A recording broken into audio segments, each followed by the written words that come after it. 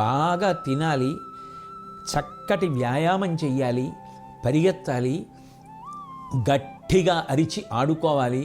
ఇప్పటికీ మహానుభావుడు మల్లాది చంద్రశేఖర శాస్త్రి గారు ఉపన్యాసం చెప్తుంటే 5,000 మంది ఉండగా విద్యుత్ సరఫరాలో అంతరాయం వస్తే ఏ విధమైనటువంటి ఇతర సాధనముల అవసరము లేకుండా అందరికీ వినపడేటట్టు మాట్లాడగలరు.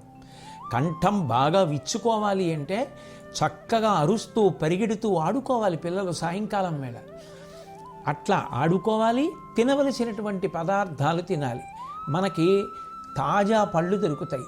అమ్మ ఇంట్లో స్వచ్ఛమైనటువంటి ఆహార పదార్థాలు, పోషక విలువలు కలిగినటువంటివి వండి పెడుతుంది. సమృద్ధిగా పాలు దొరుకుతాయి, పెరుగు దొరుకుతుంది. అటువంటి చోట అక్కరలేని ఆహార పదార్థాలు సేవించమని ఎవరు చెప్పారు? ఇప్పటికీ తిరుమలలో శ్రీ వెంకటేశ్వర స్వామి వారు మొట్టమొదట తినేటటువంటి పదార్థం అమ్మగారు వండి ఇచ్చినటువంటి పెరుగు అన్నాన్ని నైవేద్యం పెడతారు.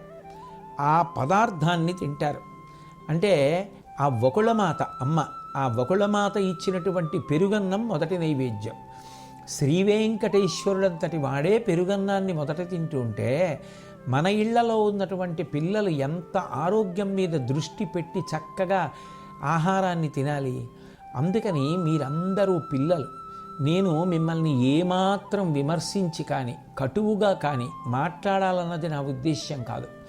పరమ ప్రేమతో నేను మీకు ఈ మాట చెప్తున్నాను. మీరు బయట ఎక్కడ పడితే అక్కడ ఆహారం తినడం అలవాటు చేసుకోకండి.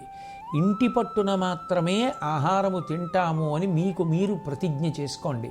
అందులో అమ్మ చేత్తో పెట్టినటువంటి అన్నానికి అమృతానికి వ్యత్యాసం ఉండదు, రెండూ సమానమే. అమ్మ చేత్తో పెట్టినటువంటి అన్నం బిడ్డ అన్ని విధాలా వృద్ధిలోకి రావడానికి కారణమవుతుంది. అందుకే బద్దెన గారు అంత ప్రేమతో చెప్తున్నటువంటి మాట ఏ రకమీ కసుగాయలు అంటే, ఇంకా పక్వత పొందనటువంటి కాయలను తినే ప్రయత్నం చెయ్యకు. అట్లాగే రెండో కోణాన్ని దానికే అన్వయం చేస్తే బాగా మిగలముగ్గిపోయి కుళ్ళిపోయినటువంటి పదార్థాన్ని తినకు, అతిగా నిలవ ఉంచిన పదార్థాన్ని తినకు. తాజాగా చక్కగా ఇంట్లో అమ్మ చేత్తో వండి పెట్టినటువంటి పదార్థాలు తిను.